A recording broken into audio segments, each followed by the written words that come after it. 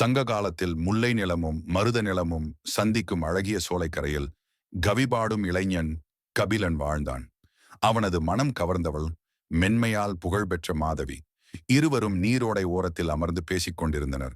அங்கே அனிச்ச மலர்கள் காற்றில் ஆடிக்கொண்டிருந்தன. மாதவி ஒரு அனிச்ச மலருக்கருகே கை நீட்டினாள். அவளது கை பூவை தொடவில்லை. ஆனாலும் அந்த மலர் மெல்ல வாடி உதிர்ந்தது. கபிலன் புன்னகையுடன், அனிச்சமே, நீ வாழ்க. உன்னுடைய மென்மையை எல்லோரும் வியக்கிறார்கள். ஆனால் என் மாதவி உன்னை விடவும் மென்மையானவள். அவளின் மெல்லிய ஆவி உன்னை தொட்டாலே நீ வாடுகிறாய் என்றான். மாதவி நாணத்துடன் சிரித்தாள். காற்றில் மலர்கள் உதிர்ந்தன. அன்பின் நெஞ்சில் பிறக்கும் மென்மை பூவினையும் மிஞ்சும். அதுவே இன்பத்துப்பாலின் இனிமை.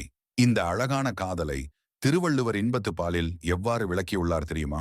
நன்னீரை வாழி அனிச்சமே, நின்னினும் மென்னீரல் யாம் வீழ்பவள்.